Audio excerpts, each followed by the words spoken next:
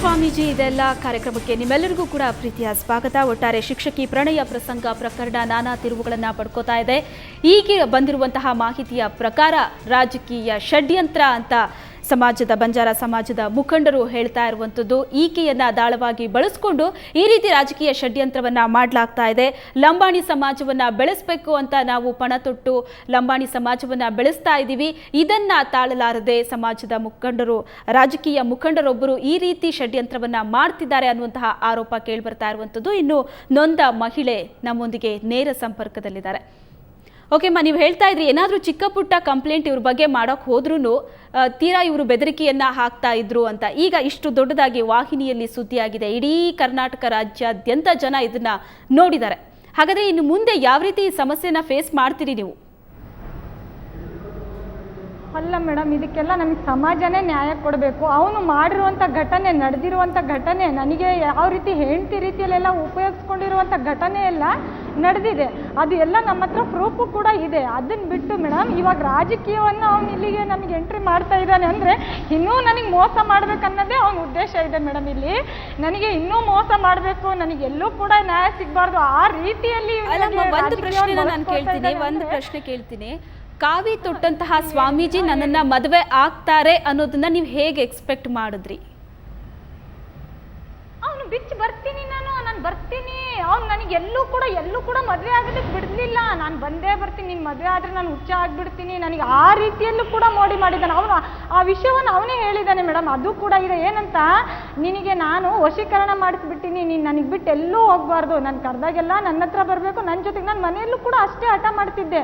ನಮ್ಮ ಮನೆಯವರೆಲ್ಲ ನನ್ನ ಕಾಲಿಗೆ ಬಿದ್ದುಬಿಟ್ಟಿದ್ರು, ಹುಡುಗ ಬಂದಿದ್ದಾನೆ ಒಳ್ಳೆ ಲಚ್ಚರು, ಮದುವೆ ಆಗು ಅಂತಂದರೆ ಬಡ ಅವನಿಗೆ ನಾನು ನೆನೆಸ್ಕೋಬೇಕು. ಆ ರೀತಿಯೆಲ್ಲ ನಾನು ನೋವು ಅನುಭವಿಸಿದ್ದೀನಿ ಮೇಡಮ್. 15 ವರ್ಷದಿಂದನೂ ಅಷ್ಟು ನೋವು ಅನುಭವಿಸಿ ಇವತ್ತು ಇವ್ನು ರಾಜಕೀಯವನ್ನು ಮುಂತಂದು ಇಡ್ತಾ ಇದ್ದಾನೆ. ನಾವು ಶನಿವಾರ ಹೋಗ್ಬಿಡೋಣ, ಭಾನುವಾರ ನೀನು ಶನಿವಾರ ಒಬ್ಬಳೇ ಬಂದ್ಬಿಡು, ನಾವು ಶನಿವಾರ ಎಲ್ಲ ಅಡುಗೆ ಮಾಡ್ಕೊಂಡು ಊಟ ಮಾಡಿಕೊಂಡು ನಾವು ಹೋಗೋಣ ಅಂತ ಮಠದಿಂದ ಎಲ್ಲರಿಗೆ ಕಳಿಸಿ, ನಾನು ಬರೀ ಅವು ಕಲ್ಬುರ್ಡಿ ಅನ್ನುವಂಥ ಒಂದು ಹುಡುಗ, ಇವನು ಆ ಡ್ರೈವರ್, ಇಷ್ಟು ಜನ ಇದ್ರು, ಅವರಿಬ್ಬರು ಕೂಡ ಹೋಗ್ಬಿಡ್ತಾರೆ, ನೀನು 4 o'clock ಕರೆಕ್ಟ್ ಬಂದ್ಬಿಡು, ನಾನು ಪ್ರೋಗ್ರಾಮಲ್ಲಿ ಇದ್ದೀನಿ ಅಂತಾನು ಹೇಳಿದ್ದಾನೆ. ಆ ಮಾತೆಲ್ಲ ಇದೆ ಮೇಡಮ್, ಪ್ರತಿಯೊಂದು ಇದೆ. ಅದನ್ನು ಬಿಟ್ಟು ಮನೆಗೆ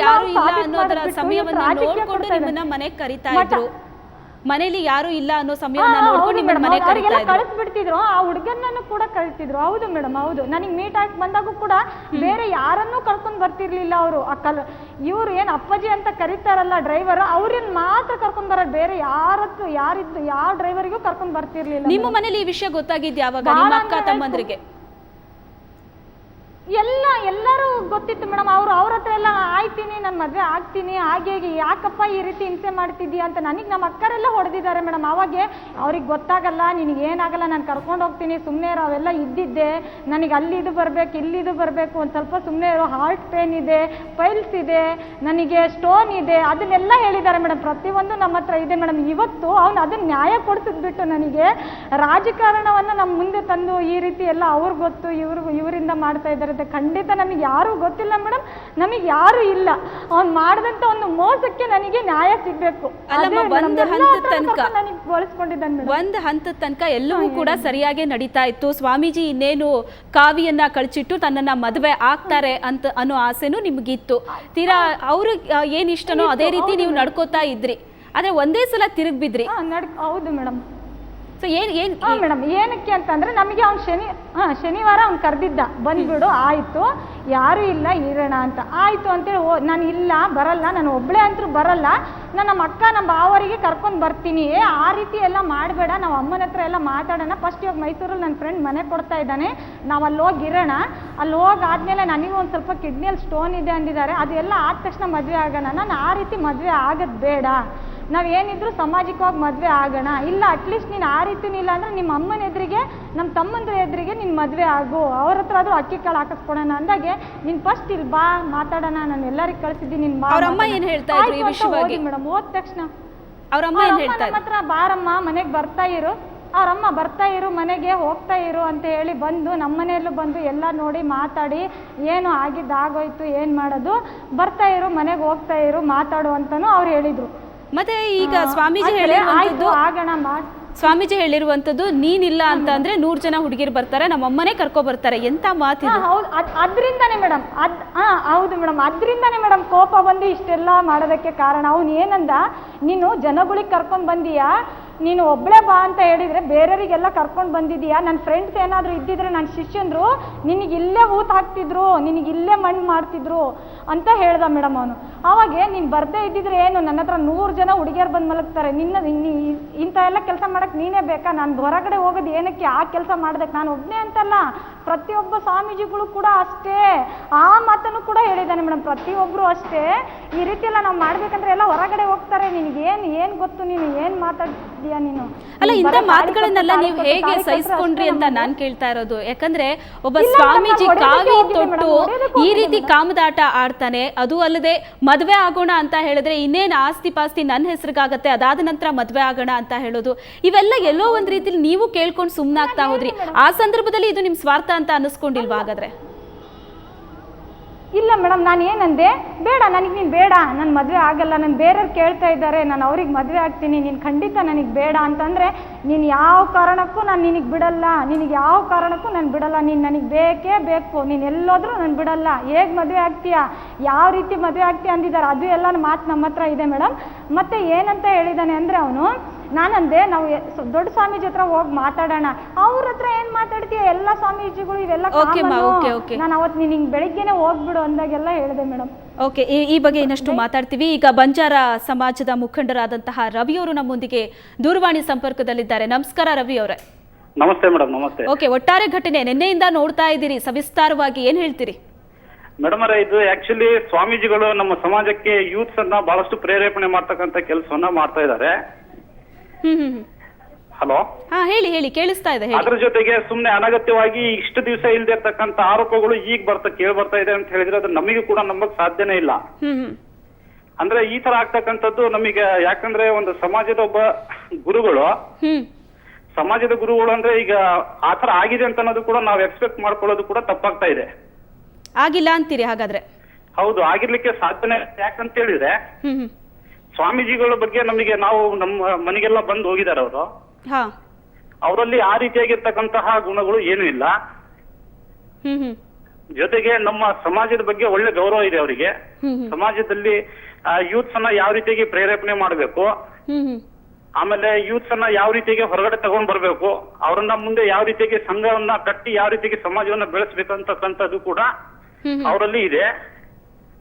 ಅದ್ರ ಜೊತೆಗೆ ಇನ್ನೊಂದು ನಡೀತಾ ಇದೆ ಅಂತ ಹೇಳಿದ್ರೆ, ಹೇಳಿ, ನಮ್ಮ ಜನಾಂಗದ ಕೆಲವರು ವ್ಯಕ್ತಿಗಳು,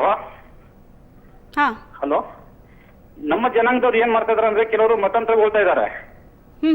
ಈ ಮತಾಂತರಗೊಳ್ತಕ್ಕಂಥವ್ರನ್ನು ಕೂಡ ಇವ್ರು ಏನ್ ಮಾಡ್ತಾ ಇದಾರೆ ಅಂದ್ರೆ ತಡೆಗಟ್ತಾ ಇದಾರೆ.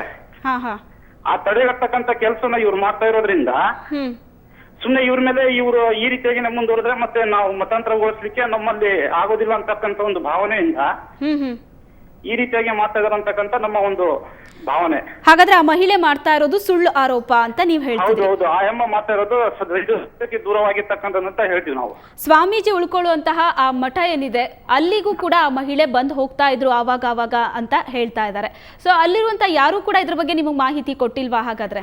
ಇಲ್ಲ ಮೇಡಮ್, ನಾ ಆಕ್ಚುಲಿ ಇಲ್ಲಿ ಬಳ್ಳಾರಿ ಡಿಸ್ಟಿಕ್ ಹಗರಿಬೊಮ್ಮನಹಳ್ಳಿಯಲ್ಲಿ ಇರ್ತಕ್ಕಂಥವ್ ನಾವು.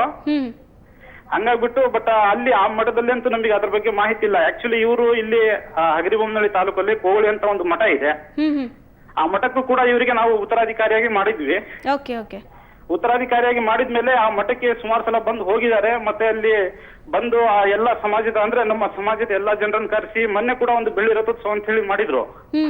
ಅದು ನಮ್ಮ ಸಮಾಜದಲ್ಲಿ ಯಾವ ಊರಲ್ಲೂ ಕೂಡ ಬೆಳ್ಳಿ ರಥೋತ್ಸವ ಅಂತ ಹೇಳಿ ಮಾಡಿಲ್ಲ. ಓಕೆ, ಧನ್ಯವಾದಗಳು ರವಿ ಅವರೇ, ಸುವರ್ಣ ನ್ಯೂಸ್ ಜೊತೆ ಮಾತನಾಡಿದ್ದಕ್ಕೆ. ಒಟ್ಟಾರೆ ಎಲ್ಲರ ಅಭಿಪ್ರಾಯ ಕೂಡ ಇದೇ ಆಗಿದೆ. ಎಲ್ಲೋ ಒಂದ್ ಕಡೆ ನಮ್ಮ ಸಮಾಜ ಬೆಳೀತಾ ಇದೆ, ಹಾಗಾಗಿ ಅದನ್ನ ನೋಡಿ ಆ ಬೆಳವಣಿಗೆಯನ್ನ ಸಹಿಸಲಾಗದೇ ಇರುವಂತವ್ರು ಇಂತಹ ಪಿತೂರಿಯನ್ನ ಮಾಡ್ತಿದ್ದಾರೆ ಅಂತ ಹೇಳ್ತಾ ಇದ್ದಾರೆ. ಏನ್ ಹೇಳ್ತೀರಿಮ್ಮ? ಒಟ್ಟಾರೆ ಕಾರ್ಯಕ್ರಮದ ಅಂತಿಮ ಘಟ್ಟದಲ್ಲಿದ್ದೀವಿ ನಾವು.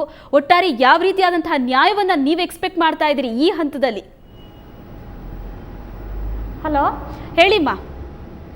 ಕೊನೆಯದಾಗಿ ನಾನು ನಿಮ್ಮನ್ನ ಕೇಳ್ತಾ ಇದ್ದೀನಿ, ಕೊನೆ ಪ್ರಶ್ನೆ ನಾನು ಕೇಳ್ತಾ ಇರುವಂತದ್ದು, ಏನ್ ನ್ಯಾಯನ ನೀವು ಎಕ್ಸ್ಪೆಕ್ಟ್ ಮಾಡ್ತಾ ಇದ್ದೀರಿ? ಈಗಾಗಲೇ ಎಲ್ಲ ಕಡೆ ಸುದ್ದಿ ಆಗಿದೆ, ಮತ್ತೆ ಸ್ವಾಮೀಜಿ ಕಾವಿಯನ್ನ ಕಳಚಿಟ್ಟು ಬಂದು ನಾನು ನಿನ್ನ ಮದುವೆ ಆಗ್ತೀನಿ ಅಂದ್ರೆ ಒಪ್ಕೊಳ್ಳುವಂತಹ ಸ್ಥಿತಿಯಲ್ಲಿ ನೀವಿದ್ದೀರಾ?